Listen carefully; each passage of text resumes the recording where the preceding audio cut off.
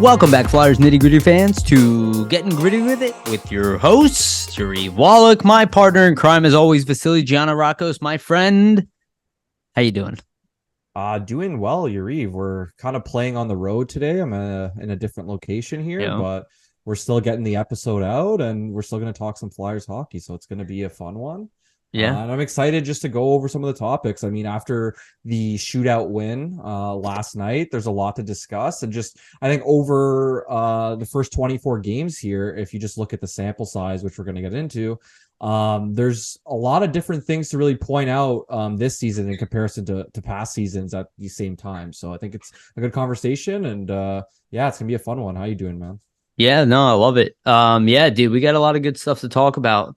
For those who are listening, we missed the episode during the week. I was traveling for work. Vasili had some late night work he had to do this week, so it just didn't kind of work out with our schedule. So we're trying to get one in.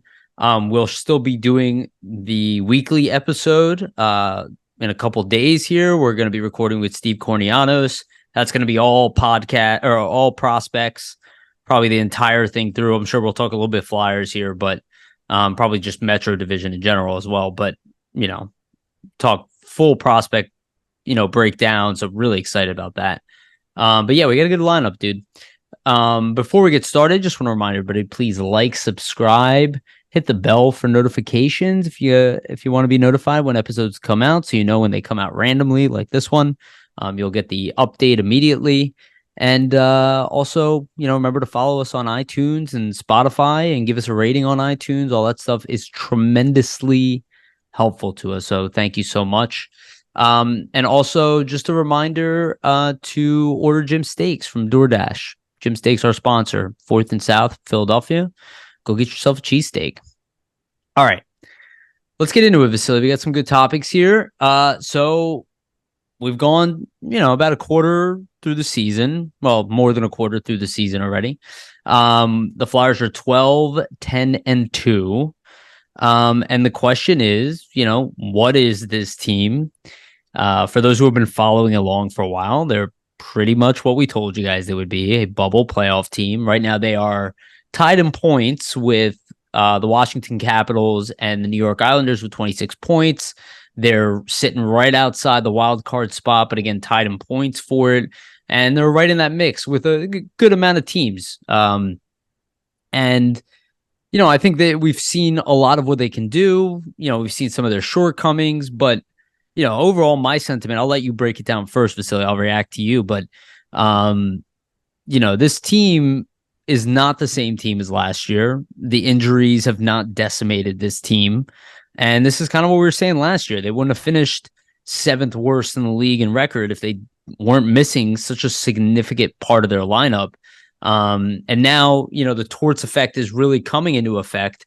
And, one strength this team does have is defensive responsibility. They've had some breakdowns of late, but they've been really strong defensively. Their PK is getting better and better. Would not be surprised if it finishes the season in the top 10.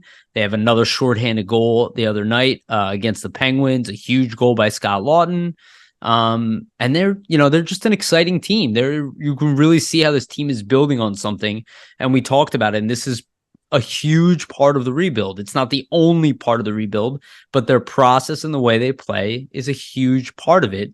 And that way, when they add the players that will be coming along and make some of these adjustments, which they will probably make, and, there'll probably be a big trade in the near future, the groundwork is laid for that. And we've seen other teams turn their franchises around. Recently, the Detroit Red Wings, the New York Rangers, who have kind of, they're a couple years into this.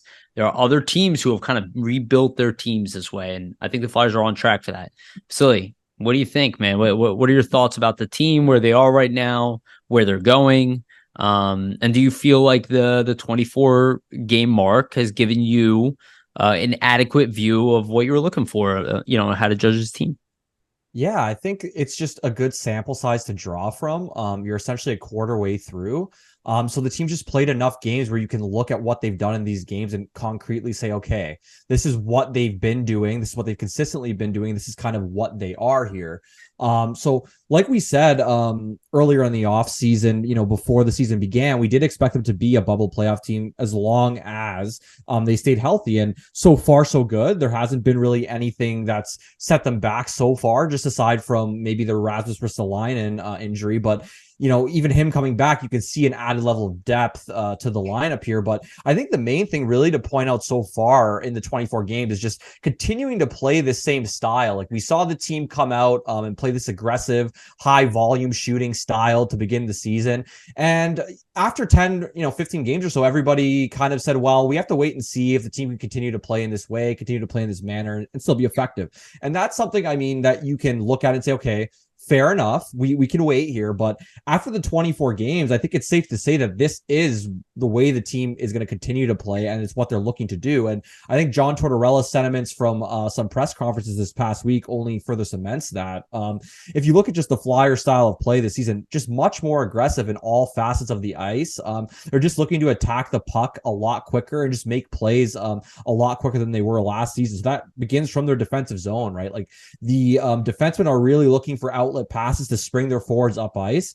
And if those outlets are there, they're given the green light to go ahead by John Tortorella and Brad Shaw to use skating ability to kind of skate the puck in with possession. And use the rush to create a lot of scoring chances. So I think just the stylistic play from prior seasons, right? Like last season, the Flyers weren't a team that were looking to create off the rush and create scoring chances off the rush.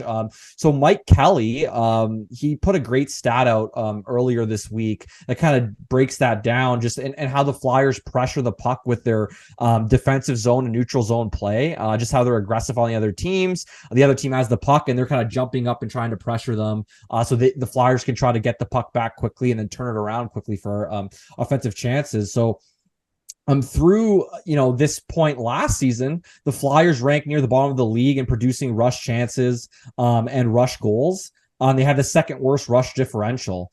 But this season, they're top 10 in all three areas. So last season in rush chances, the Flyers were 28th in the league through the quarter point of the season.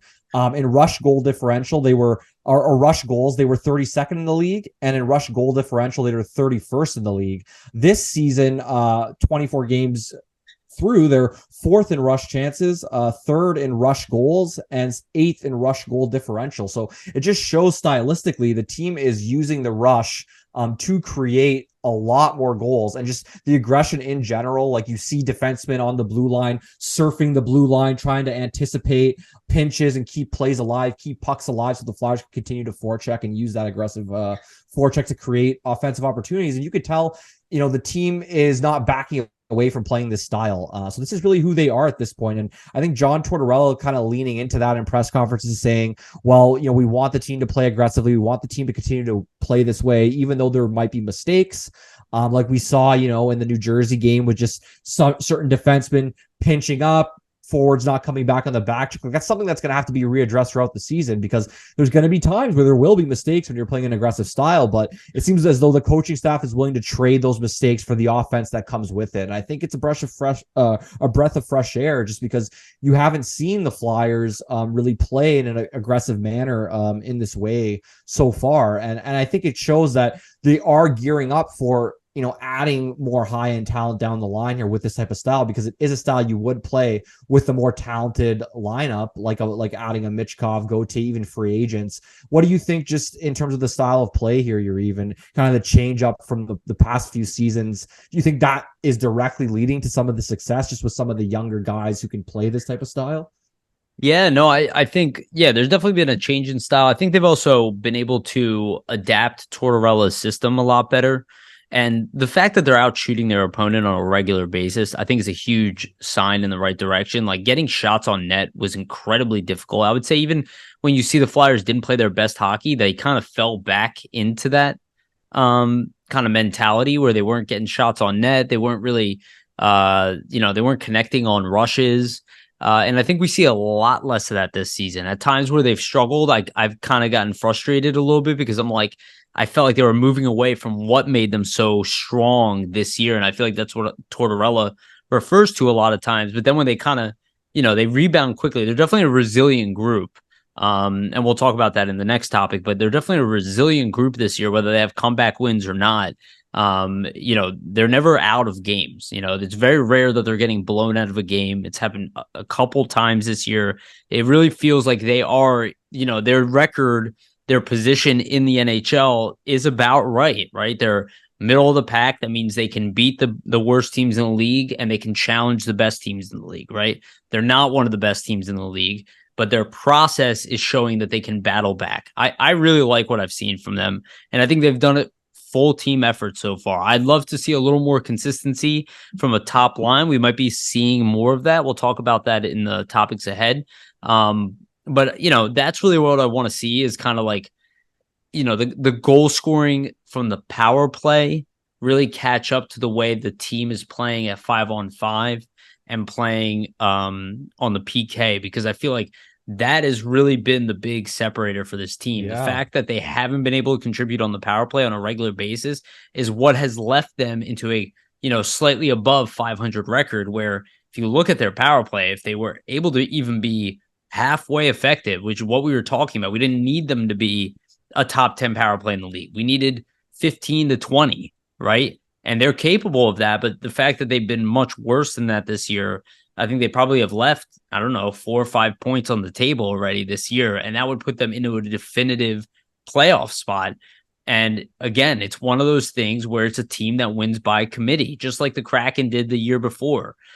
Just how the Vegas Golden Knights went to the finals in their first year, right? It wasn't a team full of superstars, right? Now they actually have better talent than they did when they first started. It's about playing the right way, hard, aggressive hockey. And I love that they are arguably one of the most aggressive teams in the league, while not being one of the biggest teams in the league, while being one of the younger teams in the league. I believe they lead the NHL in goals from players under the age of 24. For all those people who don't believe this is a rebuild, this is happening through young talent. And I think that's what is the nice caveat to all of it, right? Is that this is not a team that invested in a bunch of veterans to kind of scrounge up to a bubble playoff team. It's a team that held on to the veterans that have talent, look to potentially move on from some of them, but they're being led with youth. And we'll talk about Forrester in a little bit here, but it's happening. And if it's not one young guy, it's another young guy. And even Sanheim, right? Like, he is not ancient when it comes to defensemen. He's 27 years old. He's playing the best hockey of his career. And he has like a 6-7 year window here to be a very competent defenseman. And then also the fact that York's play has been improving. And we'll talk about all these guys, but I'm pretty happy with it. I like the style of play.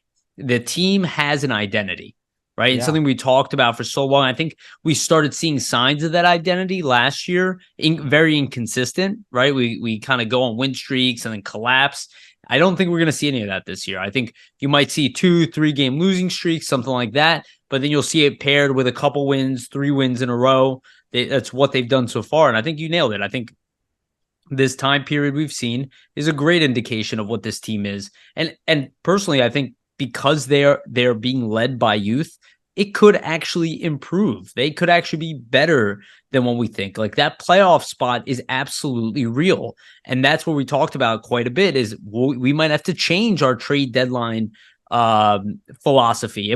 It's not going to be go out and get an elite talent or something, but before, where you thought maybe Cam Atkinson has to leave town on the last year of his contract, you might not do that, right? You might not do that because you might want to keep hey, we're in a playoff spot. Like, we're going to take the playoff position, even if it's for 1 round and 4 games in a sweep. That's worth it to an organization.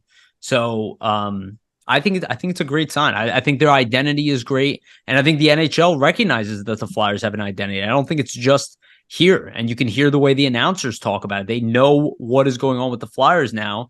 And compare that to what we saw with Buchagros in the beginning of the season, where he said a bunch of stuff that just wasn't accurate at all. I'll give him the benefit of the doubt that if he was doing it today, I think he would make a very different case while talking. I think, Yariv, that's why it's important to kind of let some games play out and not just look at it right through Of that course. like 10 game sample size. So now that it's been 24 games, almost a quarter of the season, you can effectively say, well, there's a consistency and there's a baseline to the Flyers game. Like, right now on a consistent basis, when the Flyers are coming out, there's certain tendencies to their game that they're going to play with, right? Like, they're a team that's trying to be aggressive through the neutral zone. They're trying to create chances off the rush, and they're going to get you with their high volume shooting because they've almost really outshot Like like 80% of the teams. games, Yeah, right? exactly. They've almost outshot teams in most of the games here. So I think they're definitely establishing like a baseline of what they want to do on a nightly basis. And I think you can definitely see the team buying into what Tortorella and the coaching staff are looking for and what they want here, right? I do want to go over some more stats that just kind of like Sure. cements all of Please. this and just the style of play in general here. So one thing to look at, right, first is expected goals percentage. So just for everybody that doesn't know, that's the chance of an unblocked shot attempt being a goal. So just kind of where your shots are, those chances and how high danger they are and how they can really equate to goals from a team perspective. So for the Flyers, this is from Money Puck. They're 8th in the league right now, 53.27 expected goals percentage. So it just shows, right? They've been one of the top teams every week. It was as we kind of have gone through this stat, and the consistency there continues. So that's one thing I look at when you try to assess, okay, what is this team? We're seeing that they are, controlling play a lot more often than not in most of these games. Being a top 10 team and expected goals percentage shows that most of the time when they're on the ice, they're trying to create these chances in these areas to create a lot more goals. And they're just being a lot more aggressive offensively in general here. And one other thing that I did want to bring up too, and this is a stat from Alexander Appleyard. It's a really great stat, but this is mainly the Flyers 5-on-5 play. And it's been one of the best in the league as we've kind of went through and gone over in this episode already and just past episodes, Yariv. But on paper, the Flyers are actually playing the best 5-on-5 hockey they've played since before the NHL lockout. So there's stats for each season since 07-08, 17 seasons since then. They have a 54.4% expected goals for percentage. That's first out of those 17 seasons since before the lockout. A 54.27 shots for percentage, first out of all those 17 seasons since before the lockout. So that's a crazy stat that Appleyard's pulling out. And it just shows, right? Like, even though it's 24 games, I mean, there's still time to go here, but they're leading in the, statistics and percentages over 17 years of just the Flyers being able to create, chances, create shots at a high volume. So I think that's just something to look at and say, and kind of step back and be like, well, this team really wasn't getting a lot of the credit early in the season, but now 24 games in, you kind of have to look at it and say, well, these stats over a 17-year period are the best for the Flyers that they ever have been. It's something that you can't really ignore. And then another thing too is just the penalty kill here. I believe they are, what is it here? They're 8th in the league right now, 84.8%. That's a huge part in this too. Just their penalty killing prowess and being able to, stop teams from scoring on them on their power play, because that was something that really synced them the last couple of seasons. And we've talked about before how important special teams are. Obviously, the power play hasn't been good, but if your power play is going to be this bad, you need the penalty kill to come up big for you. And they have been all year. 84.8% in terms of efficiency rate, and 8th in the league. Just shows, that the Flyers on their special teams, they are making leaps and bounds from prior seasons. So there's a progression there, not just with the 5-on-5 play stylistically, but Brad Shaw has been working at this, since last season, and you can kind of see the penalty kill coming around too. Now that he has the personnel that he was missing, with Atkinson gone, Couturier gone, and adding guys like a Hathaway.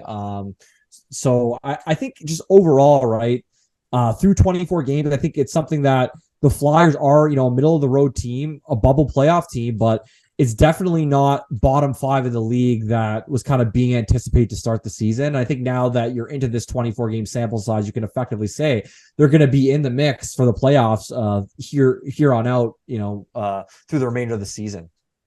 Yeah, no, I think those numbers are excellent. And, you can see it. I mean, brought it up before here several times when the Flyers have lost games They're typically out shooting the opponent and losing those games. Yeah. It's not a game where they're huddled in, and being dominated, in zone time and shots and opportunity. That's been extremely rare. In fact, the only one that I can really think of is the game against LA, That where 5-0 loss. yeah, that was the only one where they really dominantly got, defeated. But all the other games I thought are all winnable. Just look at the comparison, Yariv, right? Like, how many games last season did this team play upper echelon teams in the league, like a Vegas, for example? They've played well this season, like an LA, aside from that one game, like a Carolina, where they did not play well last season. They got dominated, versus this season where they've very rarely been dominated throughout the first 24 games. Like you said, it's just been a handful of times. So I think that night and day progression shows, right, that, even though fans are looking, okay, this is a rebuilding year, our win's a good thing, but there's a constant progression you can see within the team's game, because a lot of players on this team are holdovers from last season. And you can see those guys taking steps and playing, a different style that brings more success in the NHL than what they were doing last season. So I think there is a progression, and that's something to look at in a rebuild, is how is the team taking steps from a year-to-year basis here. Yeah, and actually, I didn't realize that the Flyers actually are top 10 in penalty kill at this point. So with they're eighth in the league. Yeah, 84.8%. So that is very good. And at the rate they're moving, I wouldn't be surprised if they could get to that top 5 range even. It's a huge change for a team that was ranked in the bottom 20% for the past few years in penalty kill. So that could be the difference for them, I think. Just in terms of the bubble here, like you having a terrible penalty kill, right? Where would the Flyers be right now in terms of the standings if they were in the same space as they were last season, for example? Yeah. So it makes such a difference on your PK, and it adds to the momentum. How many times have we seen this season where the penalty kill gets a big kill and they go out and score a goal either on that same PK or on, the shifts afterwards after that penalty kill? It can be a real momentum changer in games. So I think just having that in their repertoire where they know they can go out on the PK and it's not going to result in a goal against every single time. It's just a confidence you can see building in their game that they can trust their penalty kill. Absolutely. And it's a sign that the team plays to their strength. I mean, again, we talked about this in the offseason. We expected it to be a strength, and it absolutely has been. And again, if they can just get the power play rolling a little bit, this is a playoff team, right? Like it's not really that crazy to say that. I mean, a lot of people might have a hard time believing that, but I don't know what more you need to see outside the fact that the power play just hasn't, games where they lost by a goal, they didn't score a single power play goal, right? Yeah. So it's kind of evident that this team is moving in the right direction. So let's talk about our next topic because we kind of hinted at it earlier.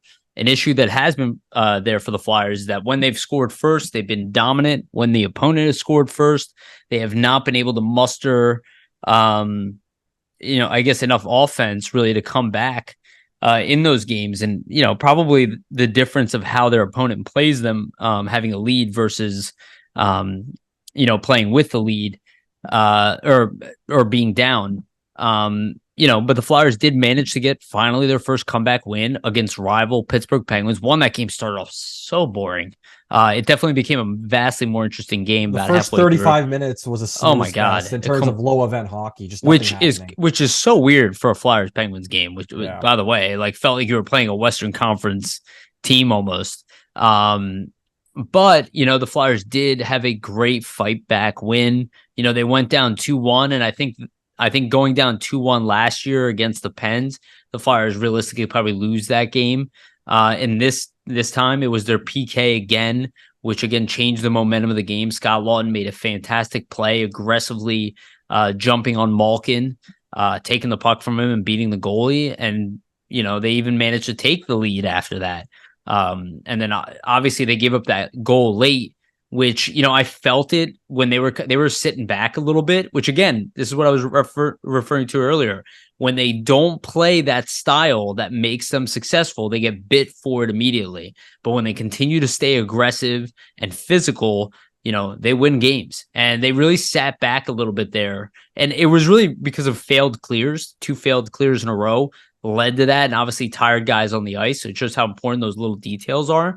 But they had it, they really probably should have had that win in regulation and stopped the Penguins from getting any point. But then also, to win it in overtime, in a shootout, mind you.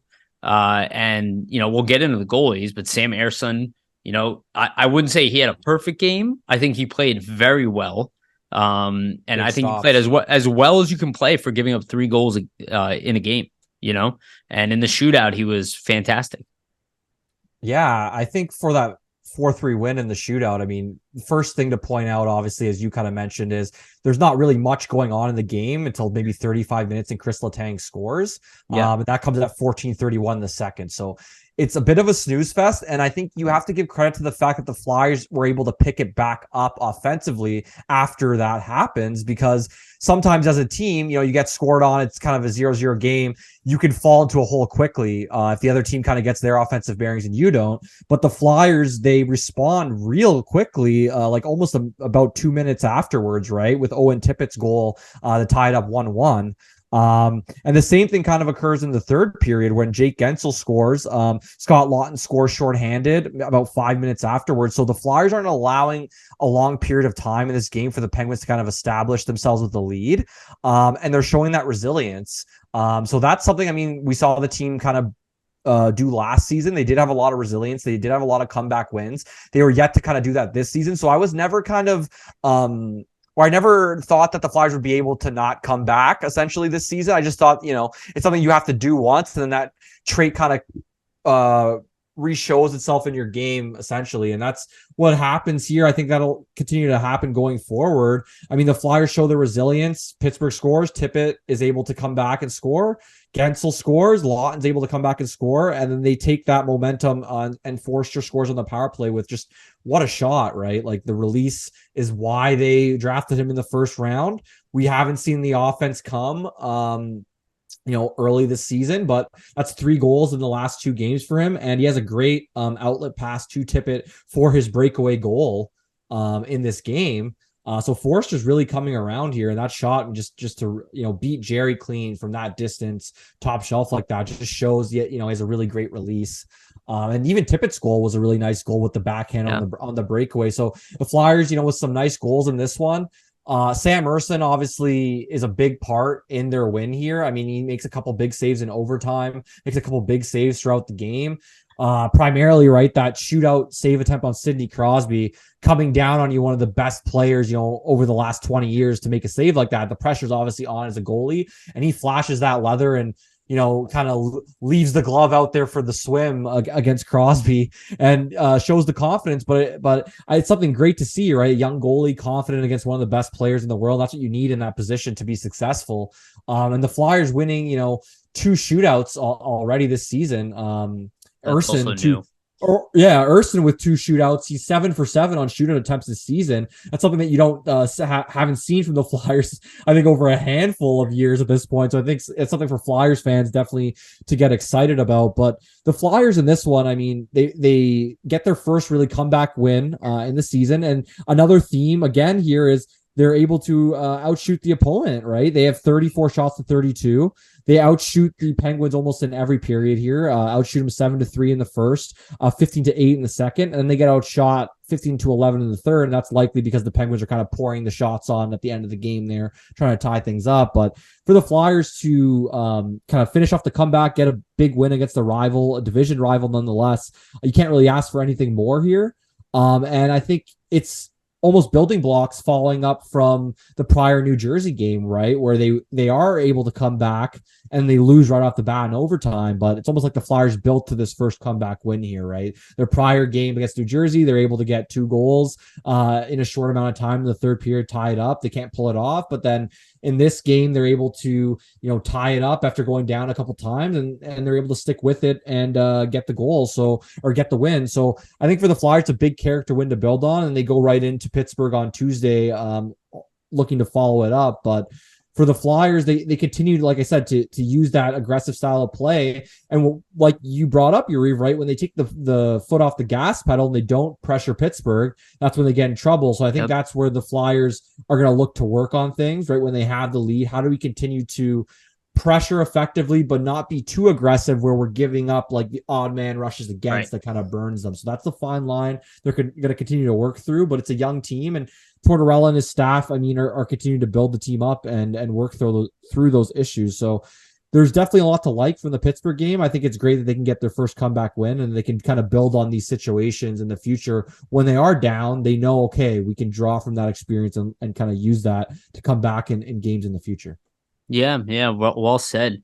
And you touched on it already, so let's get into it. That comeback win was in a lot of ways led by our youngest player, Tyson Forrester, and over the past couple of games, he really has evolved. And uh, not that he's played poorly at all this year. I think he's had some average games, but I think overall, I get why he wasn't benched. Because the little things like Tortorella was saying, I saw the exact same thing Tortorella saw. The fighting in the corner, the blocking shots, the having the heavy stick, all that stuff has been there all year round. And now the offense is starting to come. And obviously 2 goals the night prior. And then a goal here, a huge goal, an assist to set up Tippett as well.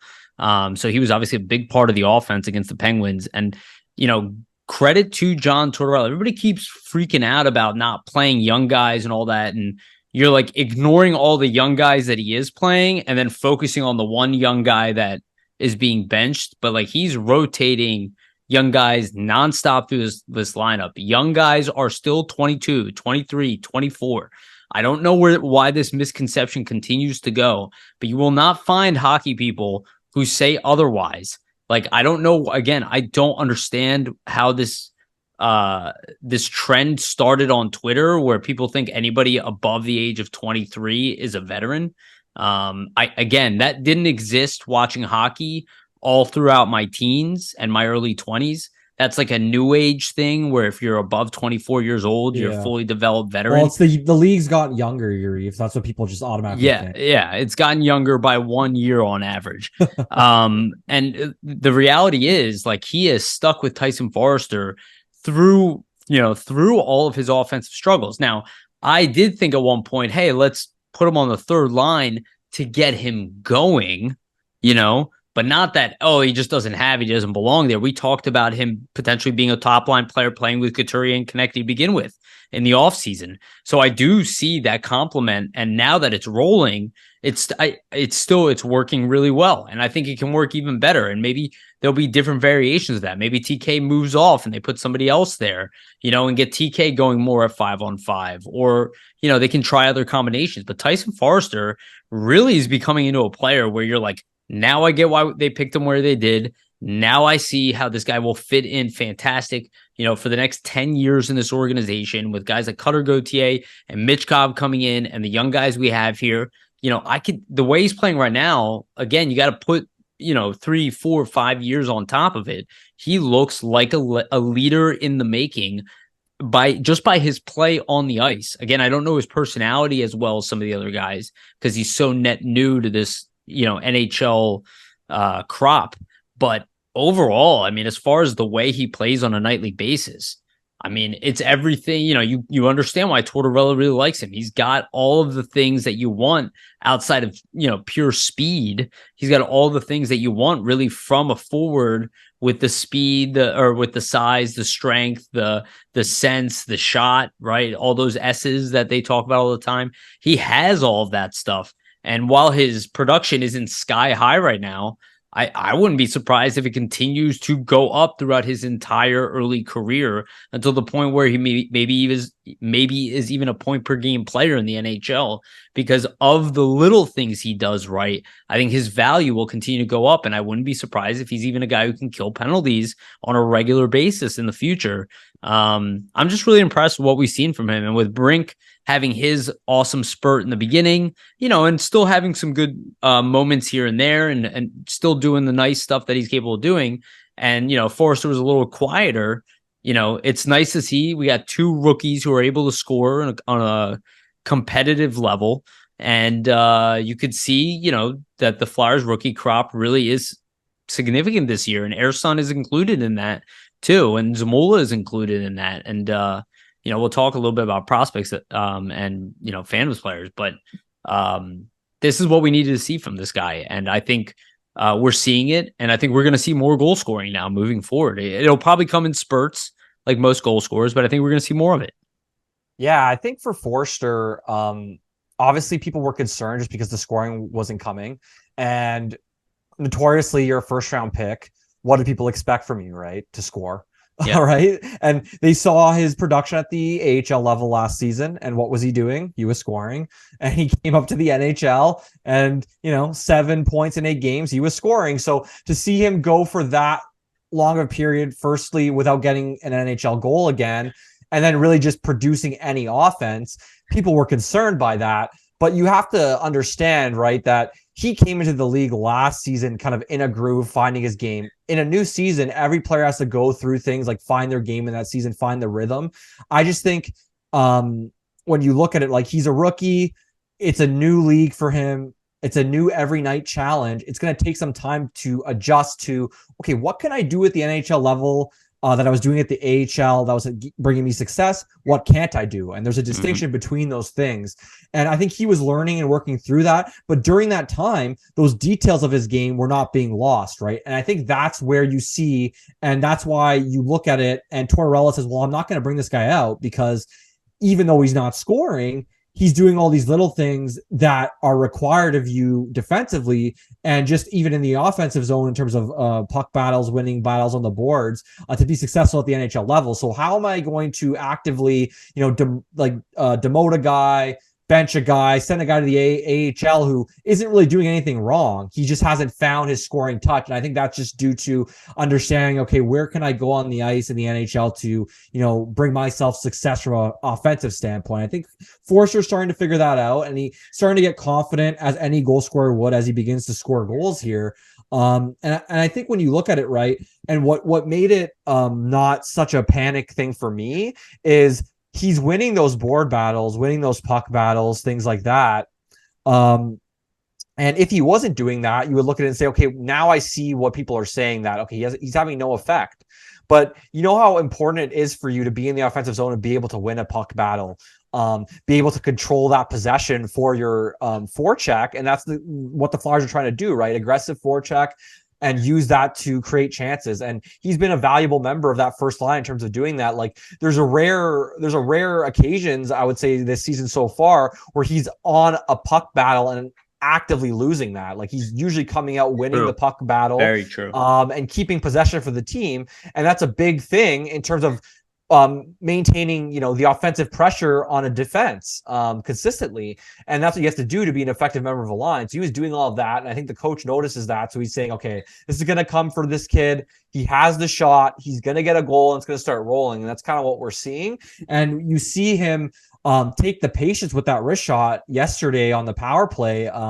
Cam York is doing a good job, kind of in that quarterback role. Now he's got that roll back and got those minutes back on the power play. He sends it over to Forster. Typically, he's a guy that's going to one-time because he has a great one-timer, but he takes the puck. He has some patience. He holds on for a second, then he rips it with the wrist shot top shelf. And that kind of shows a player, I think, where the confidence is growing because a guy that hasn't scored in the past couple of games here, maybe he tries to get that shot off really quickly, but Forster said, you know what, let me be patient. Let me wait a sec. Let me find my perfect opportunity to take the shot. And that's what he does. And I think it's the signs of a player's confidence who's growing. And I think over the past handful of games, you've seen him being willing to shoot it more in different areas, in different ways.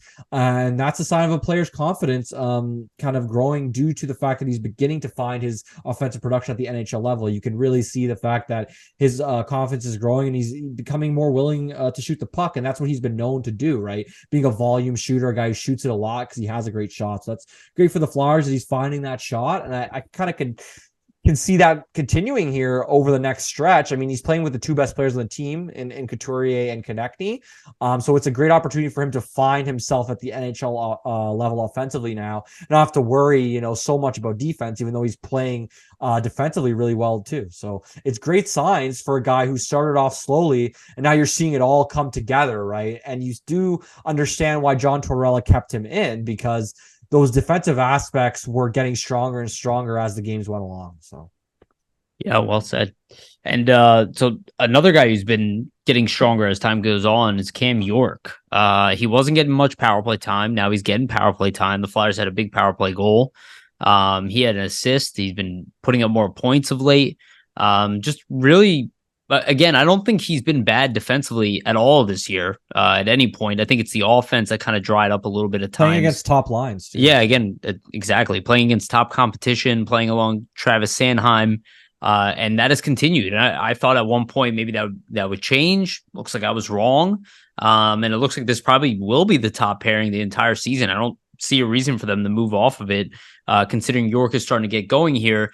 I did find it really interesting that I think there was Charlie O'Connor that brought this up to Tortorella in a press conference where he was talking about, it might have been Jordan Hall as well, but they were talking to Tortorella about York being one of the top point producers in the USNTDP and how they expected him to be an offensive defenseman. He's like, oh, well, let's wait on that and let's leave it up to him. I think what he was trying to say is, hey, the offensive game, and we hear this all the time come from coaches, the offensive game in the NHL usually comes over time. Let's make sure, just like you were just saying about Forrester, that he's doing all the little things around that and being a solid defenseman first, and then the offensive game will grow. The way the Flyers power play has gone this year, they desperately need a guy like York to step it up on that power play productivity, especially, quarterbacking a power play. So we really need to see Cam York get going offensively. Again, I still think he falls a little bit behind in the shooting department, something he's going to have to work on over his NHL career to become a more effective shooter from the point. Really, power is my opinion. Just getting more, but that'll happen with age, right? And time and exercise. But I think we've seen really good stuff from York. I think he even has another gear that he can hit during this season. But for those of you who think that York is what he is right now, no. He's a very young defenseman, and this is really what you want to see. Normally, you don't want to put him in a top pairing position at 22 years old. You want him to be playing in the middle pairing. We don't have that luxury right now. So he has to be that top pairing guy because he's the second best defenseman on the team. But I think he's improved a lot of late. What do you think? Yeah, York's handling his ice time just really well. I think in general, like 22 minutes and 16 seconds average time on ice this season so far for him. So he's legitimately playing over 20 minutes a night in a top pair role against, other teams' top lines. So that can take away from your offensive production. So I think he himself, this is really his first full season that he's doing that at the NHL level. He's obviously trying to understand and figure out, okay, what can I do defensively that's I've done at prior levels that will work?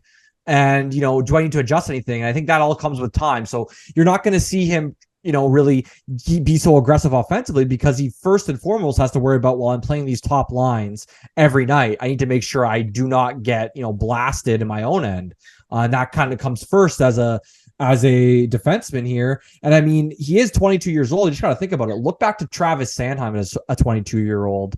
Was he playing, top lines on an every night basis and being this successful? So I think just that alone at his age, the fact that he's doing this and he's looking pretty good and coming out, not getting burned on a nightly basis against these top lines, and he's playing top, PK minutes too. It's really a great sign, at least in terms of the defensive side of things and how much of an impact he can have on a two-way level, not just with the offense.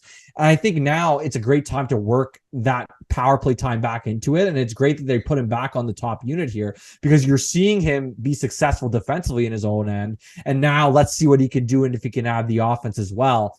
And we're seeing that, right? Because 2 back-to-back power play assists for him to begin after getting put back on the top unit here. So that just shows, right, that things are starting to click. And I think with him, as the quarterback essentially on this power play, I do think that it's looked better, right? Like they've been moving the puck a lot better. And it's not like New Jersey's a bad team or Pittsburgh's a bad team. So they're not doing this against, bottom dwelling teams. They're doing this against teams that they're fighting quite frankly, for that last playoff spot with in their own division. So these are important games that the other teams are not taking lightly. And I think definitely if you look at York, his presence on the power play, just in terms of the way that he can facilitate from the middle, is something that helps the team move the puck around. Like he's a good puck mover in the sense that he's not being deliberate, right? Like, and I think that was maybe a problem with Walker Sanheim. You could kind of see them being deliberate on that power play. No worries. You could see them being deliberate on the power play where York he has more deception in terms of the passes. And I think that opens things up more for his flank shooters. We saw that kind of help Forster, right? He was being deceptive with who he's passing, and it opened Forster up for the shot and opened some ice for him to take that wrister and score on the power play in that last game. So I think having York there will improve the power play. And he's always been a power play quarterback in his career. So it's good to kind of see him bring that back into his repertoire here, because that's something that we were expecting this season, for him to kind of be that top power play guy. So I think it's strange that he was taken off of it. But then, it's all a compounding factor where you take him off, you see him be consistent with the defensive play, and then you get him back on the power play and see what he can do. But York's been really good this season. He has 9 points in 24 games. So when you look at that way, I mean, he's on pace for almost a 30-point season as a 22-year-old, and that's really great pace. And we've seen, I think there's only even more room for him to grow. He's not anywhere near his prime as a 22-year-old defenseman. I would say as a defenseman, look at Sanheim is 27. That's where you're entering your prime as a defenseman in this league. And that's what we can project for York. So to see him play this well defensively and almost scoring at a 30-point pace this season so far, as a 22-year-old, I think, he's playing really well in the role that he's in, and he does not look overwhelmed. And I think that's the main thing, right? Giving a guy 22 minutes a night, how's he going to look over a 24 game period? And he looks like he can handle what the Flyers are giving him right now. And that's a great thing just for him and his development at this point. Yeah, no, I agree. And I think we could see an increase in that production as things move forward, and if they can get this power play going a little bit. So another strength that the Flyers have had is the goaltending. I mean, this is obviously was the case coming into the season. We talked about it nonstop. Again, it's an organizational strength. Remember that Sandstrom, Pettersson are still playing in the minors. Kolosov is out there playing. Zavragin's part of the group here. Bjarnason's part of the group. So they have a lot of goaltenders. And, at the NHL level, we talked about it quite a bit. Carter Hart and Sam Ersson are probably the best goaltending duo that this team has had. And I don't even know how long. I'm seeing a lot of, oh, great, now we can trade hard stuff. I would get that nonsense out of your head. But it is awesome to see that Ersson is playing exceptional. Hart, I don't think he's played poorly in any sense. I think he had a couple bad goals of late. Nothing that big of a deal, but he's also had some absolutely exceptional saves where he's clearly stolen goals and kept the Flyers in games. And you hear Tortorella talking about that he is a game-stealing goaltender. I think the Flyers have yet to hit their stride playing around him, but there are times that they have played really well around him too. Again, Ersson gave up 3 goals the other night, but he still played a damn good game. And I think that's what we're seeing, is that even if they're giving up a goal or two, these goalies are extremely professional in their attitude while playing in net. They are not getting rattled. We saw a little bit of that with Ersson at the beginning of the year, and that was more a subject of not playing at all, which is why I didn't like that he made the team out of camp. I just wanted to make sure he was constantly playing. But it's no doubt that these two are 1 and 2 in the organization, and that they're playing really good hockey. And it's a humongous strength of this team. I guarantee teams will be trying to trade for either one of these guys, not just for this year, but the seasons beyond. I assume Carter Hart is going to get extended. We will see what happens there. We never really know, to that point. I know Briere is always going to be looking to make moves, but I think optimally the Flyers would be extremely happy if they can keep both of these guys playing a 60-40, a 60%, 40% pace, maybe 65-35, and guaranteeing them some wins where, if their backup is in net, you're going to be dealing with a starter caliber goalie.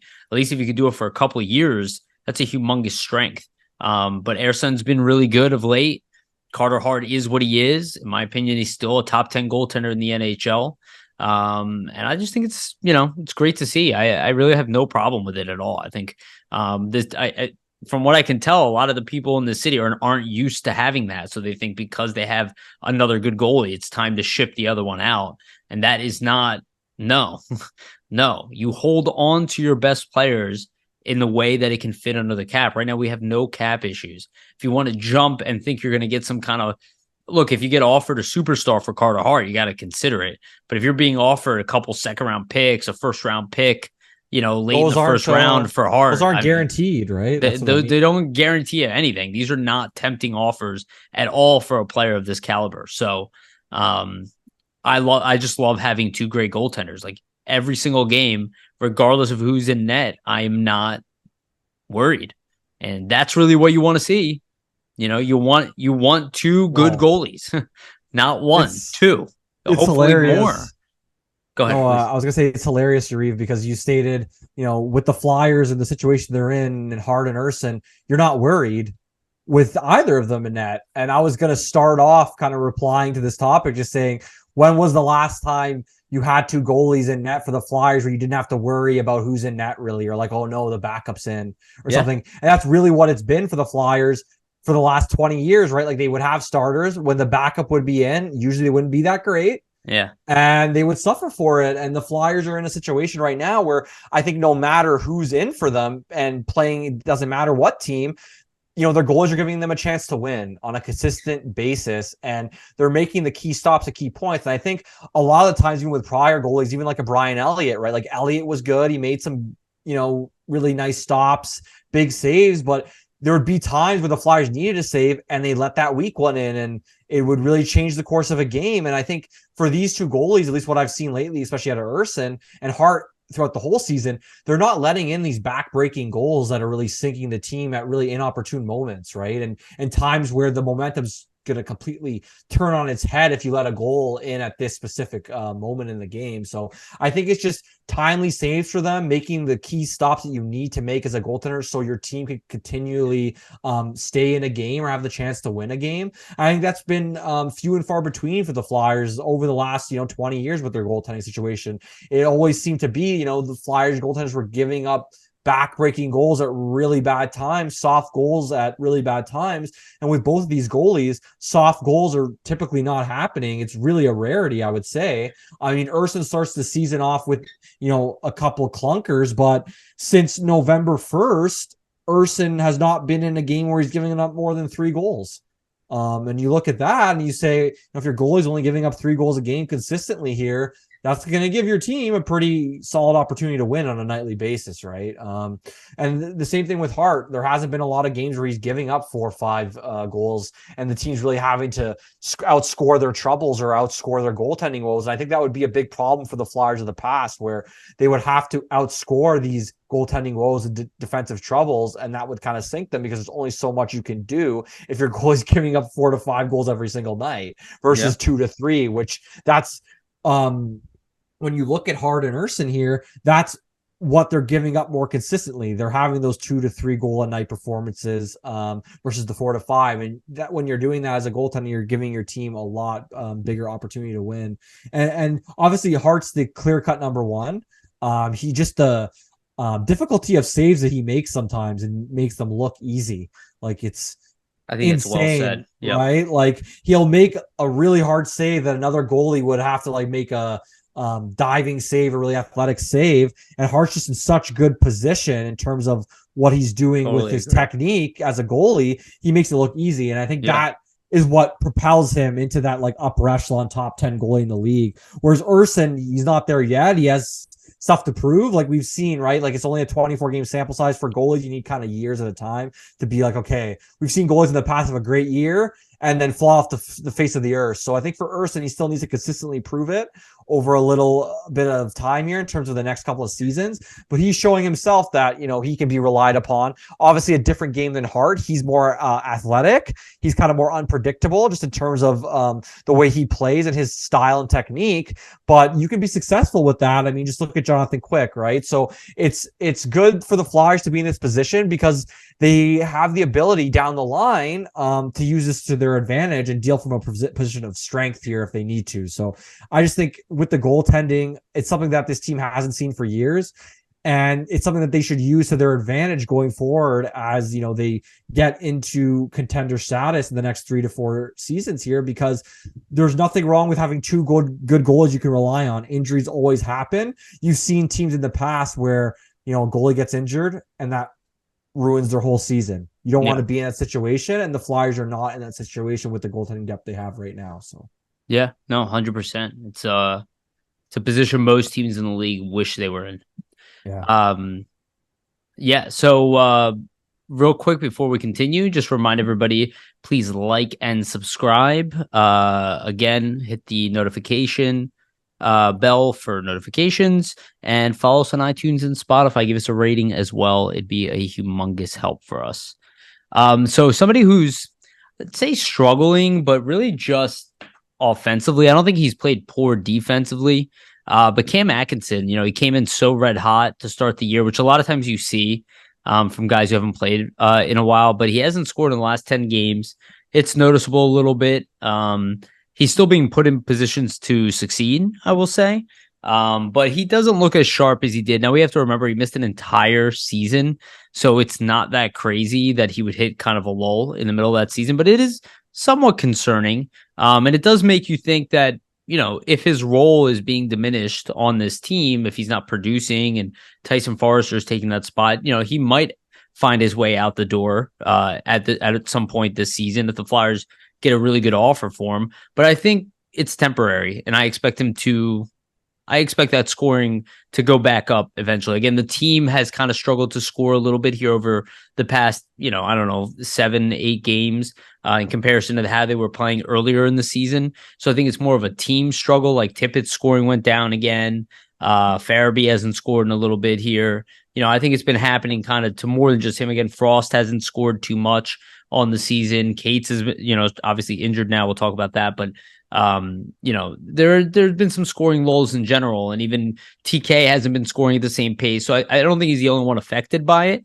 But it's somebody they got to get ramped up.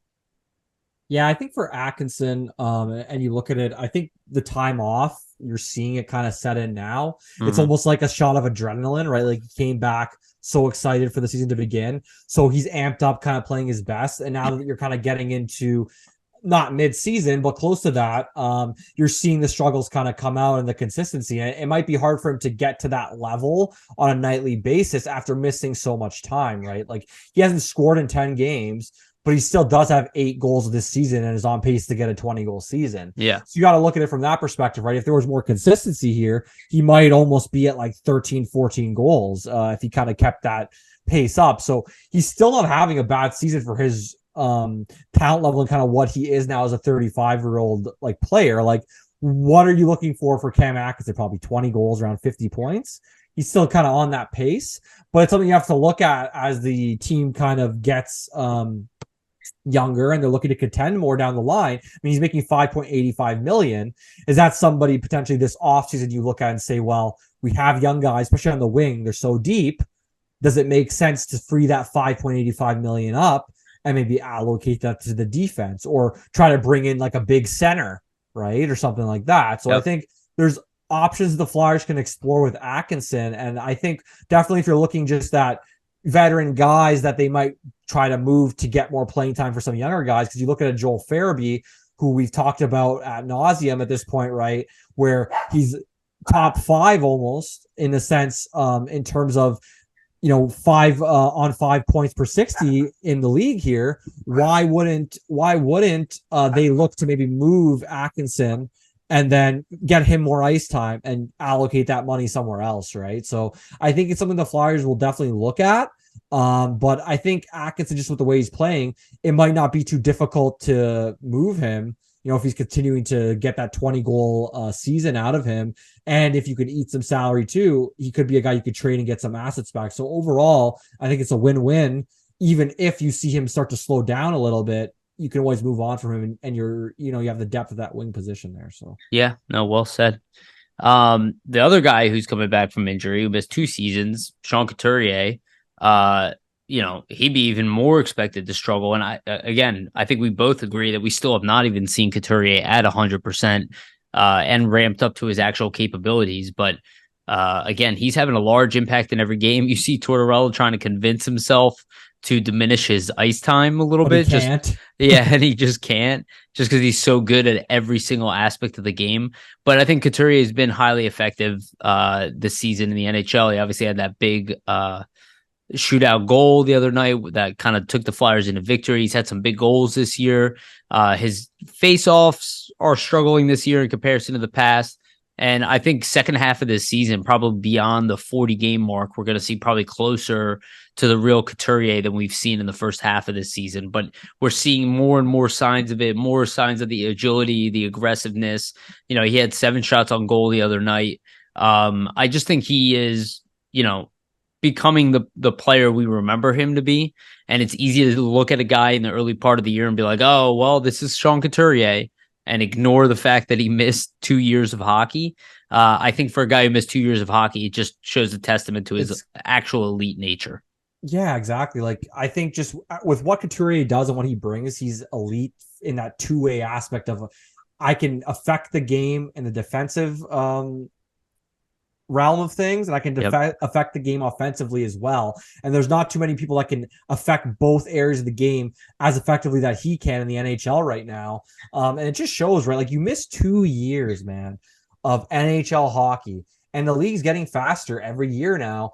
And for him to come back after 2 years and he's still putting up 16 points in 22 games, almost a point a game, like, I don't think I expected him to score at that rate, to be honest, coming off this surgery. I wasn't sure that I was expecting him to get back to this level, to be honest, because double back surgery, it's hard to, know how that's going to affect a guy. So I definitely think we haven't even seen him at his peak form yet. I think he's still rounding into form. I think a lot of that can be really seen with the shot. Like, he's not as willing to shoot. I think some of the finishing maybe isn't there yet for him. And that's, I think, stuff that takes time to come around, because that's where your timing really needs to be impeccable. Okay, when am I going to shoot? Like, when am I going to make that pass?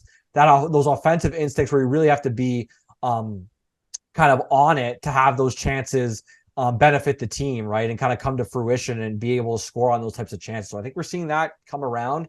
And one thing I wanted to bring up too is just that move that he does. We saw him bring it out on the penalty shot earlier this year for his first goal. Sideways skate. Yeah, exactly. It's awesome. I love it. I think, Martin St. Louis used to do it. It's been years since he's been in the league. It's Couturier's move now. I think that's it. We got to label it Couturier's move. I love the fact that he can come into it, right? He kind of uses that switch to the backhand, skates, into the goalie, skating backwards, and then turns it around with the quick forehand move. He's kind of aiming for the post. So far, we were talking about it off air before the show, and we were saying that, like, he's almost 3 for 3 on that move. He scores on that penalty shot. He uses it against the Islanders in the shootout last week and hits the post. Beats Sorokin, arguably, that probably should have been a goal, and then scores on it last night. So we'll see if it continues, and we can kind of get a move that's really hard for goalies to stop on the breakaways. But Couturier, I think it's been a surprise in the sense that I don't know if anybody thought he would come back and have such an impact that he's still having, but it just shows a testament to what a player he's been, even after those injuries. For him to come back and be this effective offensively, defensively, still play against those top lines like he used to, just shows how he's a special player in the league. Yeah, buddy. Totally. I think he's been highly effective, and again, just a taste of things to come with him. I really do think that. I don't think we're seeing the Sean Couturier at 100%. I think we're seeing him at like 70% right now. So when he hits 100%, he's a point per game or above that, while playing, the best probably offensive defenseman in the NHL, or at least in the conversation for a top 3. And again, that's a guy you can build your team around, and it shows. Another guy. So the big update there, I mentioned it earlier, is Noah Cates is out for a significant amount of time with a broken foot. It is unfortunate. It does hurt the Flyers defensively. Offensively, he's been snake bit this year, but hasn't produced enough either. Offensively, he was kind of played at the wing to try to get his offensive game going, and then saw some success, and then the same game gets hurt. He'll be out. He'll be out for probably another 7 weeks here. Maybe a little bit less, but we'll see. Sometimes guys come back earlier, but really shouldn't expect him back. Really definitely not before the holidays, Christmas here, right? So we'll probably see, have that conversation after New Year's and whatnot, and talk about when he's coming back from there. But it does give the opportunity for Morgan Frost and Bobby Brink to not be rotated like they were in and out of the lineup. And we've seen it pay off already. Bobby Brink had an assist the other night. Morgan Frost had a goal the other night. The one thing I really like about it is, it's something I didn't like about the Frost benching at all, is that you finally saw Tippett going. It clearly was in collaboration with Frost. Then you take Frost out and Tippett starts struggling a little bit again. And I don't think that's necessarily just because Frost was taken out, but again, you want to get people going. You want to find chemistry for people, and Frost and Tippett definitely have chemistry. Again, is Frost lighting the world on fire every night? No. Is Bobby Brink lighting the world on fire every night? No, he's not lighting it on fire every night either. But nobody really is on this team. And it's kind of been a team collaboration where one guy steps up one night and another guy steps up another night. I think we want to see a little more consistency there. And that's how they get into the upper echelon of teams. But I think it's a really good sign that, one, the Flyers don't have to have Noah Cates in the lineup, and they have other guys like Paling and Lawton who can fill that role. And obviously Sean Couturier as well. But it's good for the Flyers to have the combination of Frost and Brink in the lineup. They are two of the most dynamic playmakers on the team. It is obvious. They both play a big role in the power play. So I think this at least brings a lot more question marks, and hopefully it could allow them to get more comfortable, get their stats up. And then, when Noah Cates comes back later, we can have different conversations, and maybe they'll be pulling a veteran rather than, pulling a young guy. Again, Delorier has 2 assists on the year. Hathaway has played well, but also I don't think he's in a category where, can't ever sit a game.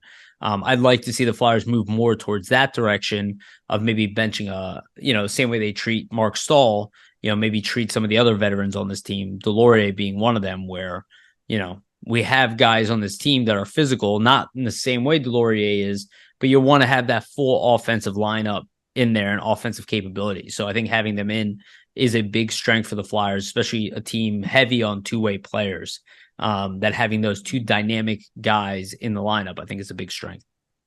No, yeah, definitely. I think for Cates, it's unfortunate just in the sense that he was kind of starting to come around offensively, almost just getting moved back to the wing, like you saw him really using his forecheck ability. But obviously, with one misfortune comes other opportunity. And you're able to kind of see that Frost and Brink here are now going to be able to have a chance to cement themselves in this lineup for the foreseeable future. I think that's really the main thing, right? Because you have two guys that arguably, what do the Flyers lack most in this lineup is playmaking ability. And that's the strengths of both Frost and Brink. So I think for them, this is just really probably their biggest chance this season to cement to Tortorella, I need to be in this lineup every single night. I think so far it's been a good job by both of them. Like they're finding their groove offensively. They're finding ways to affect the game offensively from a playmaking perspective. And that's what they're going to need to do if they want to cement themselves here, right? So it'll be interesting when Cates comes back. Like if these two do continue to play well, they do cement themselves. What do they do? And I think what you brought up, Yariv, is a great point, that's when they lean to maybe now let's take the Delorier out. Now let's take the Hathaway out, because you had the first part of the season where the team's really looking to establish their forechecking type of identity. Maybe that's why you'd want to have those guys and those veterans in there to kind of cement that for the younger players first. But once the team builds that identity out and you see these two playmaking forwards that can help you score on a team that kind of does lack some offensive punch, why bring them out now if they've been playing so well, over that 6 to 7 week period with Cates being out? So it's obviously contingent on Brink and Frost continue to play well, right? Like if they have stretches where they're just invisible and they're not doing much offensively, I think it's going to be a no-brainer that rotation continues when Cates makes his way back, and maybe Cates finds himself into that rotation too, who knows? But I do think for the Flyers, this brings, a chance for Frost and Brink to find their games offensively at the NHL level. I mean, Frost obviously has found it before with, just his second half performance last year, but he hasn't been able to cement himself this year as an everyday guy. So that's what you really want to see from Frost to be able to kind of affect the lineup on a nightly basis. And even for Brink, who, was in his rookie season here. One thing I wanted to bring up for Frost in the last 10 games, including the, last 11 games, actually, including the Pittsburgh game here, Frost was second on the team in points a game or points per game played, 0.71, while playing 14 minutes a night only. And he had 5 points in 7 games he played over the last 11. Only Tippett has more, 0.80. So it just shows like Frost has been one of their most effective guys from an offensive standpoint when he does get to play. So, scoring at that 0.71 point per game clip. So it does show, right? Like if Frost gets the opportunity, gets that power play time, he's able to produce offense. So I do think that for him, it's just going to be the consistency. Can he do it consistently over the next 15 game period? And that will kind of see if he gets established in the lineup. So that's going to be the main thing.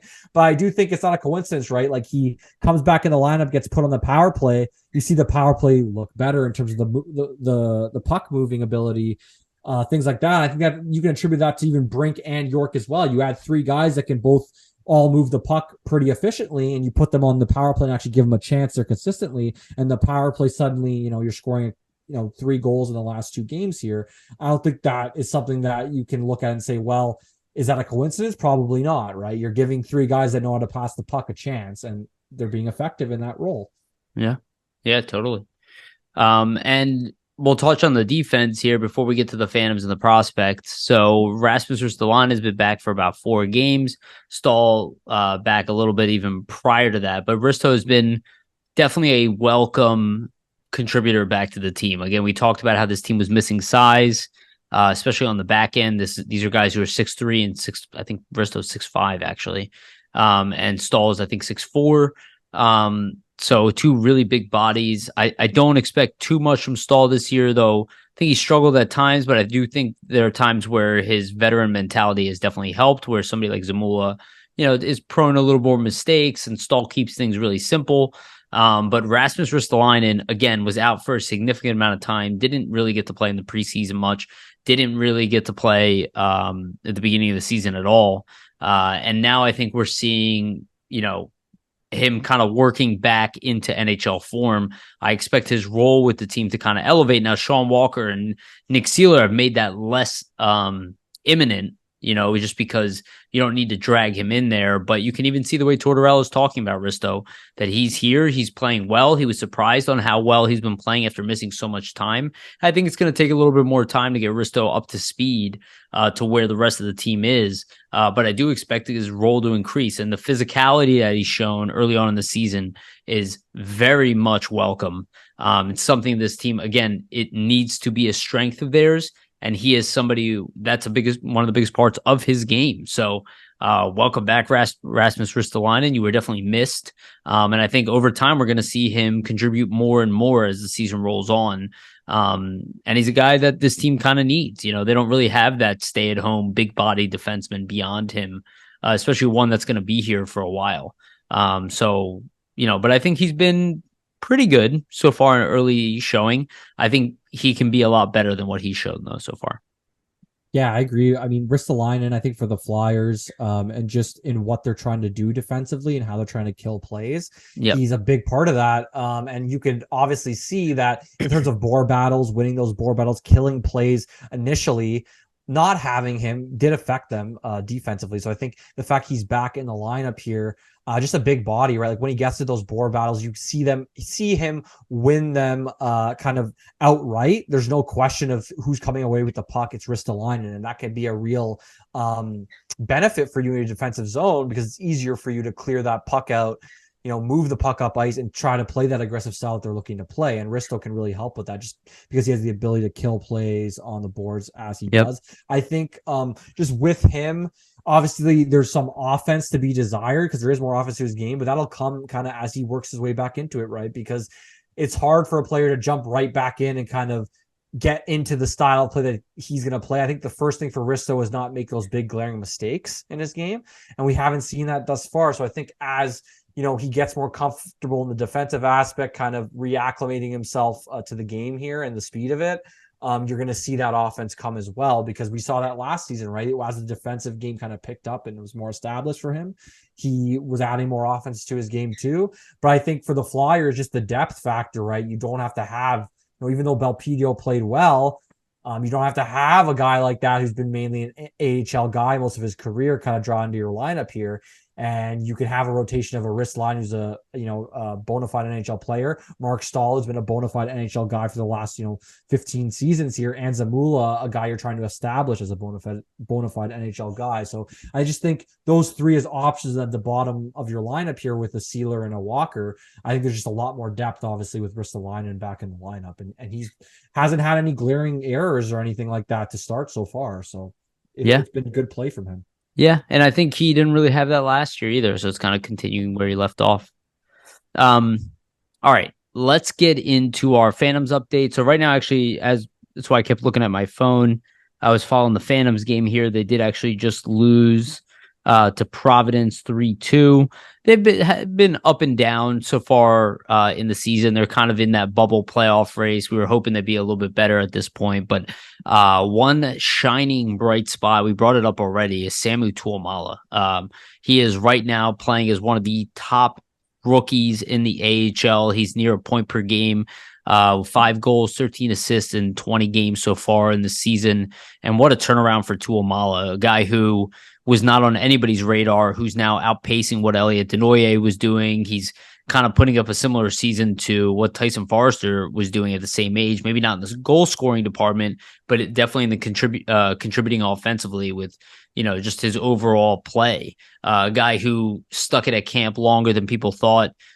He looks like a player, and we both talked about this through text, but could he be a guy who's in call-up position?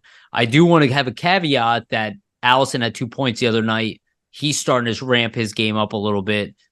He's starting to put up more points as well. And before we talk into Tuomala, and I do want to let you talk about Tuomala here, Ronnie Attard also has been putting up points nonstop. He had another assist tonight. Emil Andre has 3 assists in his last 3 games as well. Actually, less than that now, 3 assists in the last 4 games. But also he's starting to produce. So the Phantoms were kind of in a big scoring drought. They had a huge 8-1 rout. And then scoring has kind of picked up since then. Elliot Denoyer scored today as we record this as well. So, the scoring is kind of coming right back up there. But I think Tuomala being on the top line with Lazinski and Ule Lichel, all 3 of them are killing it in the AHL right now. But Tuomala being one of those shining pieces right now, the fact that he's a top line player for the Phantoms, and from the perception that he was in of being a bust pick to being one of the top players in the AHL in general, and definitely one of the top rookies in the AHL. He has solidified himself right now as a top prospect in this organization at the pro level. Maybe the top one, you might have even passed Denoyer at this point, just in his overall play over the past several weeks. I don't think it negates what Denoyer has done. I still think he has an NHL future. I still think the Flyers will look to call him up at some point. Maybe not right now. Next season, I think, becomes even more important with a guy like Tuomala, when guys like Atkinson probably will not be here anymore. This is a guy who could come in and play a third-line role in the NHL, maybe as early as next year. So what do you think about Tuomala, impressing everybody? I think for Tuomala, obviously it's a night and day just turnaround from where he was a couple seasons ago. So I think you have to just be impressed by that, the resiliency of that, right? Just understanding that, hey, okay, he was in this spot where he looked like things were not going the right way for him in his career, and he was able to turn that around. And you got to give credit to the Flyers, right? They had Sami Kapanen work with him in Finland. I think that was a big part to turning his game around here. And obviously, just such an impressive start to the AHL season for him. Really, in his first full AHL season here, 18 points in 20 games, and you can't really ask for much more for a rookie in the AHL. He's actually 18th. Overall in the whole league in AHL assists. So that's 13 assists for him. And it being, top 20 in assists in a league like that, where there's a lot of, guys that are creating offense. I mean, just for a rookie, it's really outstanding. Obviously, too, like he's been a mainstay for the Phantoms on their first power play. I believe him, Lazinski, and Lichel have been really lighting it up for them on the power play so far. Another guy I did want to mention, too, is Ole Lichel. I believe he has 12 goals this season. Yep. So in total, he's got 19 points in 20 games. So both of them are right on that point a game pace, essentially, or close to it. But yeah, for Lichel, doing really well. Fourth overall in the AHL in goal scoring with 12. So he's right in the race, be a goal scoring leader in the AHL here. So I would imagine just, if there's any injuries or things like that, Lichel and Tuamala are going to be right at the top of the list here to be called up. And these aren't guys I don't think that were shoot in to kind of be the first call up options or off the bat for the Flyers, right? Like people probably thought it was maybe Elliot Desnoyers or, Wade Allison here. But I think if you look at the way Lichel and Tuamala are playing, and just not even just offensively, right? Both these guys have good two-way games as well. I think they are prime options to maybe get a look at some point if there are injuries. But it just speaks to the depth that the Flyers really have on the wing right now because, they have a lot of wingers at the NHL level, and they have a lot of wingers that, can fill in a pinch essentially at the AHL level here. And it just almost, if you look at the future data depth chart, it does show that there's going to be a kind of an odd man out situation at some point down the line here where the Flyers are going to be able to kind of remove some pieces from the wing and maybe deal from a position of strength and get some of these guys in eventually because they're looking like they're going to be, third line NHL options at the very least. I would say just with the offensive production at the AHL level right now, just in terms of, Lichel and Tuamala. But the Flyers, man, they're just showing a lot of depth at the wings organizationally with these two guys. Yeah, no, 100%, man.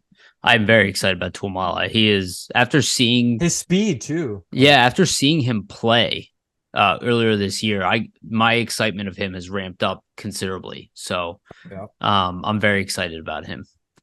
All right, let's go on to our final topics here. We'll just talk about two of the prospects. Again, we're going to have a deep dive into prospects in our next episode, which is coming up in just 2 days here. So we'll have a bigger deep dive into all the prospects, or at least as many as Steve has been following. It's hard to cover every prospect in the world.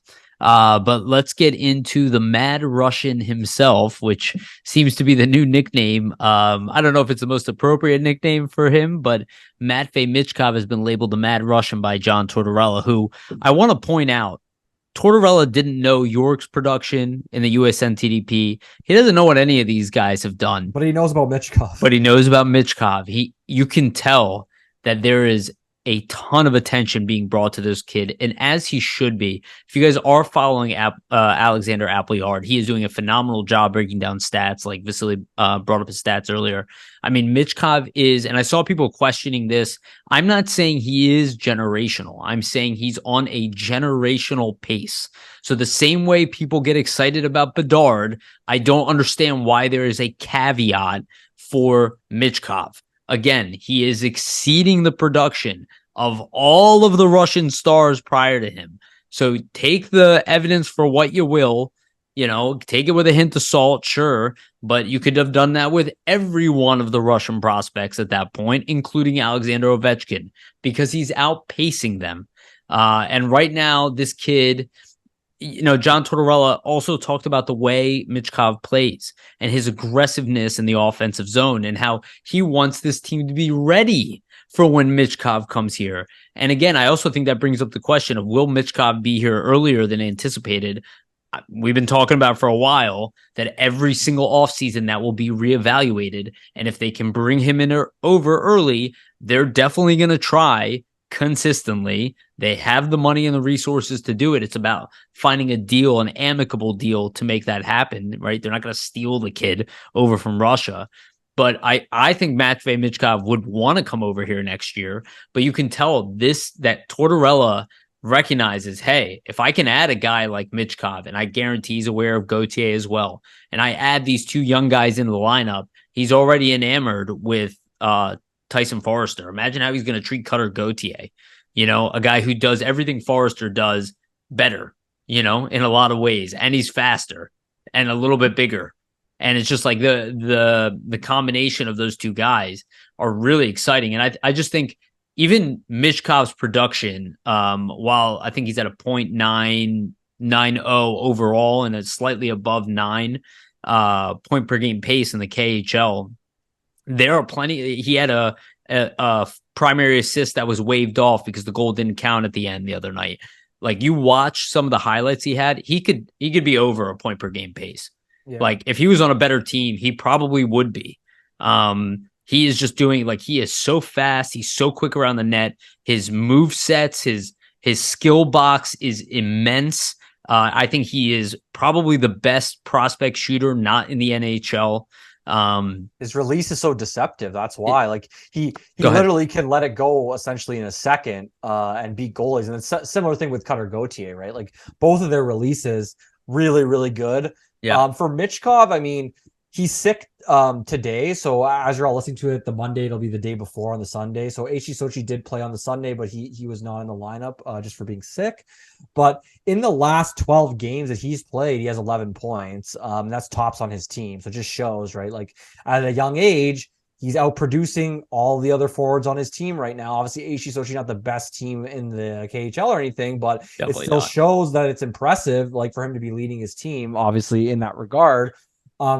And it shows that he's creating offense with not really a lot of help because there's only one other guy that's kind of matching his pace on his team right now. They're bottom of their division, by the way. Yeah. Taya Newland on HC Sochi has 10 points in the last 12 games. That's really the only other guy that's matching Michkov, who has 11 points in the last 12. Some other forwards, for example, the other top forwards on HC Sochi, 6 points in 12 games. Another guy has 6 points in 12 games, and then one of the other ones, 5 points in 12 games. So it's hard, obviously, as a forward to create offense out of nothing when you don't have the support. And Michkov's still finding ways to do it. So that kind of speaks to his talent level. Another thing I did want to bring up with Michkov is just looking at the other game from the other night that he played. I think it was a 2-assist game for him. I think it was earlier on the 26th of November. He had that 2-assist game. And with that game, 50 career KHL points he had. He's only the fifth player in KHL history to reach 50 points before the age 20 season. So that just like look at that type of stat, and it just shows like how insane that he is. So the other players that reached that 50-point mark before the age 20 season were Buchnevich had 50 in 100 games, Tarasenko 53 in 122 games, Kaprizov 77 in 133, and Kuznetsov 81 in 128. So that kind of just shows essentially Michkov's prowess here, right? 51 points in 71 games before age 20, 0.71 point per game pace. Like that's unreal, Yariv. Just looking at the pace that he's putting together and just how much point, like he has the highest point per game pace, 0.71 by a large margin out of all of those players that I listed in terms of the point per game pace. On a bad team. Yeah, it's nuts, man. Like the other ones played on a more competitive team with more help. Yeah, exactly. Like again, you put it like if Demidov came over with him to HC Sochi, he would have even more points. Like he doesn't even have that other elite guy to play with on his team to help him produce more points. They have fallen off dramatically in the standings from where they were in the beginning of the season. They're becoming completely irrelevant. He was carrying them to begin with, right? Wins, so exactly. So they're being carried by an 18-year-old right now. Which again, if you look at the NHL Chicago Blackhawks and the impact that Bedard is having, they're being carried by Bedard. Again, like I just look. Even if he's not Connor Bedard, who clearly is on his pace to being better than Jack Hughes, right? They're like in that Connor McDavid bracket, in that Sidney Crosby bracket. Okay, so let's say Michkov is a hair below that, which again, I think from what I've seen, he's in that group. I don't think he is a hair below that. I think he's going to be a guy, in the same conversation as Alexander Ovechkin when Ovechkin was here. I think we're going to be talking Michkov versus Bedard. I think TV is going to advertise that when he gets here. I think what it is with Michkov is he can just take over games, right? Like with his dynamic skill. And that's what puts him at that echelon, right? Like he's in a group with guys that at any point you snap your fingers and the skill is there for him to make a play and change the game. Imagine Michkov right now with TK and Couturier. Oh my God! You just let him run rampant in terms of the offense, especially TK would be on a 40-goal pace easily. Yeah, exactly. I mean, Konecny's already on that pace without him. So yeah, I know. Imagine, right? Like with him, he might even be a 50-goal guy. But I think Michkov, like if you look at, I mean, what the team's trying to do, they are preparing themselves for him. So they obviously expect him to come here and have an impact right away. He's a franchise caliber player. Yeah, I mean, exactly. This is the type of guy you do market around and build your franchise around and go, okay, we insert Michkov. Who can we remove from this offensive group, trade out, and fix one of our other imbalances? Again, the Flyers need to find another top pairing defenseman because, they've stated this. They want to be strong from the back end out, right? So that would mean finding a bigger name player. Like Sean Walker has been great, but he is not a legitimate top 3 defenseman on a Stanley Cup contender. He's played a guy who maybe could be a number 4 on that type of team. They really need another guy to play with Sanheim in that veteran level department as York develops, and maybe it's Risto there, right? The Flyers will have more moves here to make, even if they're in the playoff race. Like these guys, some guys are going to have to get moved out, and Mitch Cobb and Cutter Gauthier are the catalyst for that, because as they insert themselves in the NHL lineup, we already have a problem playing all these guys, and you're not going to fill your bottom line with goal scorers, right? Like there's a reason Delorier and Hathaway are on that 4th line, and Paling is here. Like Paling could be shipped out at the end of the year, right? Because he's played well. Why not get something for him? Like there's a lot of names that probably will not be here when Michkov and Cutter Gauthier are here, because they're going to take those spots from them in the NHL roster, and it'll allow you to pivot. Again, we have dead cap space right now. All of that stuff will shift over the next year, 2 years, right? It's not 4 years away. I don't know where all these dates came from. I'm showing you right now that that's not real. It'll be next year. Just look at the way following the team, year. Everything will change. Yeah, I think just look at the way the team's playing, right? They're like a middle of the pack NHL team, being 15th overall in the league right now. You add 2 guys with the dynamic talent of a Michkov and a Gauthier, a guy who could be top 3 in points in the league. That puts them up to top 10 in my mind there, right? You have a playoff, you have a serious contender at that point. Yeah, exactly. Yeah. And again, surrounded by good players, not that he has to walk in here and everything has to ride on a 20-year-old like Mitch he's Cobb. the savior or something. Exactly. Right. We don't want that. We want it to be a good team, and then you throw that guy on here the way Minnesota felt that with Kaprizov, right? Where they had a pretty good team, and then they added this elite talent and it allowed them to be a competitive team. And even they're not a perfect team, right? And they had to add a Matthew Boldy, right? They had to add other good players. You're never going to win with one good. If you think that one player is going to bring you a Stanley Cup, you are kidding yourself. That's not hockey. It's a team game. You need to have depth. You need to have 4 lines that can contribute effectively. 3 defensive pairs that can contribute effectively. 2 goaltenders that can contribute. Right. The only sport where that illusion exists is basketball. Yeah, because there are 5 players, and even then, you can see Michael Jordan did not win by himself. In fact, the team without him made it to the Eastern Conference Finals, right? So they were a good team. They weren't a dynasty without him, but they were a highly competitive team. And when you add the best player in the world, you win 6 championships. Well, look at Edmonton, right? They traded Gretzky and they still won the cup with Messier there. They had a really good team around Gretzky. Yes. Exactly. You look at the Quebec Nordiques, who traded Eric Lindros for a slew of talent. Got lucky with the Peter Forsberg, who's also, on that generational plane there, or at least upper echelon of the league players. Maybe one of my favorite players of all time, or he is one of my favorite players of all time.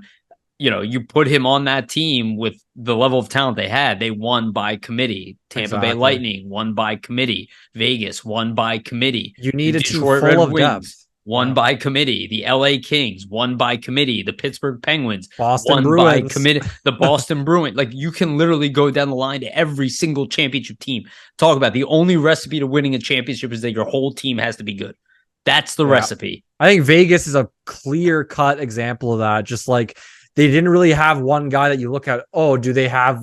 Okay, is Jack Eichel like a top 2-3 player in the league? No, but they have so many good players together that they can play consistently and effectively for 16 games and long stretches of time in a playoff. Absolutely, and win the cup. So yeah, the Flyers are building towards that. Obviously, absolutely, I totally agree.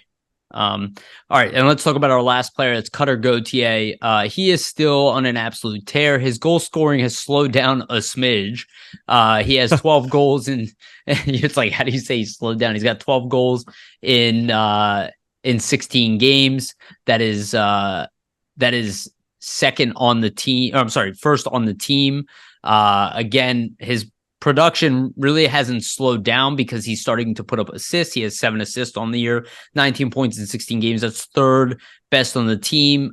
Gabriel Perreault is number 1 with only 4 goals, but 19 assists on the season. Will Smith, 7 goals, 15 assists. And then underneath Cutter Gauthier is Ryan Leonard with 10 goals, 7 assists. Again, all three of them were added to Cutter Gauthier. So finally he has that support he's been looking for, but they are full of NHL caliber talent. It's just a really good Boston College team.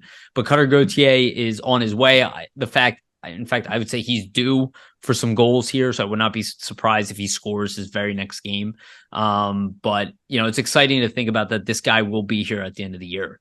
And will at least be playing with the Phantoms at the end of the year. If not, he'll be going right to the Flyers, depending on where they are. And if the Flyers are in the playoffs and Cutter Gauthier is coming here, I mean, there's a good chance he's going to be joining the Flyers in the playoffs. Even if he doesn't play the most and they don't insert him in the lineup every night and that might piss people off. Valuable experience. Exactly. To put him with the team he's most likely going to be playing. Like the odds that Cutter Gauthier will be in the minors is pretty slim. Because he's going to be coming into the NHL as a 20-year-old. This is not like Slavkovsky where you're starting him at 18. That's what I like about the taking the time. You don't need that up and down cycle as much. You can bring in an elite talent. And he's going to be ready. Yes. So super excited about Cutter Gauthier. Anything you want to add there? Yeah, for Gauthier, I mean, obviously he's ripping it, right? Like almost a goal a game pace, 12 and 16. He's probably going to finish like a goal a game. It's looking like, or something close to that. What's crazy is he's playing this well, and he is not playing with Leonard, Perreault, or Smith at all. Like they're keeping that line together. So he's really not playing with the best players on his team, and he's still, playing at this rate, aside from like on the power play, they might play together. Yeah. But just at a 5-on-5 aspect, like he's playing probably with. That is crazy, isn't it? He's playing probably with he's the best player on the team, but he's playing with the 5th or 6th best players versus like the 2nd, 3rd, and 4th, which is weird, but it makes sense because you had a whole line from US. And again, they want to win. So. They want to win first, not to have Cutter Gauthier produce the most on the team. Exactly. Yeah. So I thought that's just an interesting tidbit, but I'm gonna be real interested to see Gauthier at the World Juniors.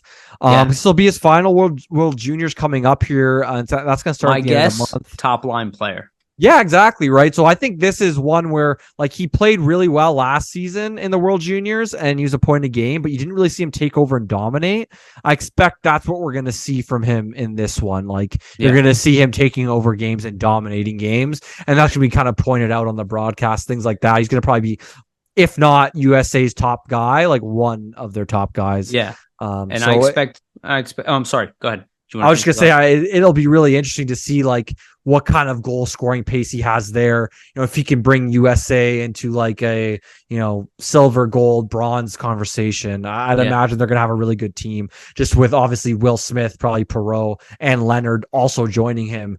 It's almost gonna be like you have BC's like team essentially there with all those 4 guys. So you're not wrong. And the one thing I do expect from Cutter Gauthier is when he does inevitably come and play in the NHL in his rookie year, he will be one of those rookies that'll be in the actual scoring race like all year round. Not like Brink kind of starting, fast. And again, Brink's still in that conversation. Forrester might enter that conversation. Neither one of them are going to win Rookie of the Year, especially with Connor Bedard playing.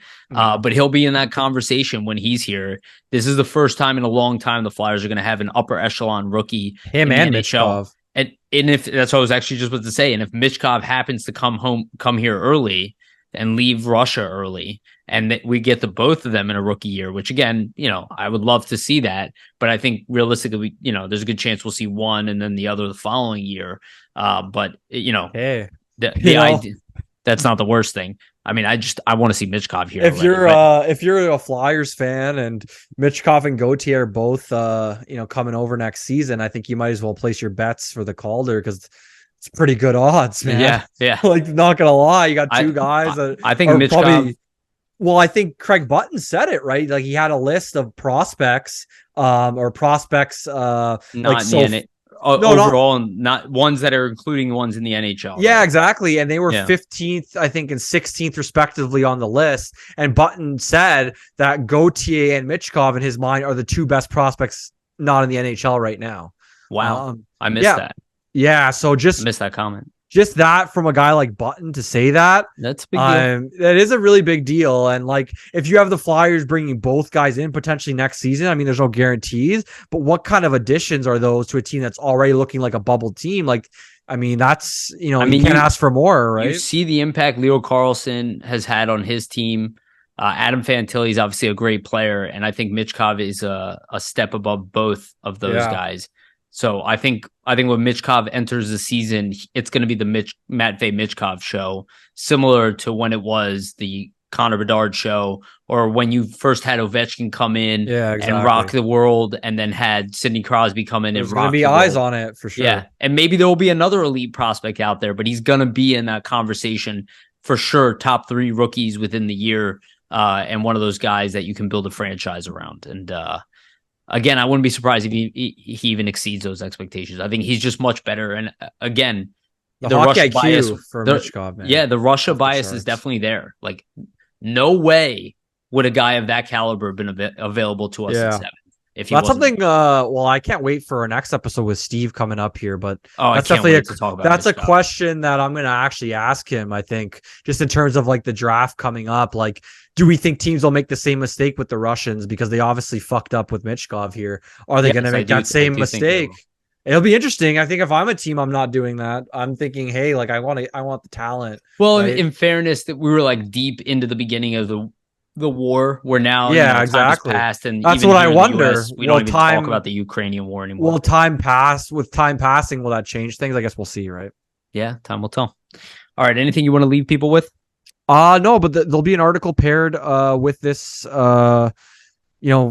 episode essentially. So keep an eye out for that. It's going to be pretty much a breakdown of the sample size so far for the Flyers 24 games and what they really are this season, kind of the conversation that we had to begin the show in written form. So keep an eye out for that, and keep an eye out just for articles coming on Flyers Nitty Gritty from me and from all the great writers. We're trying to bring you as much content as we can here throughout the season.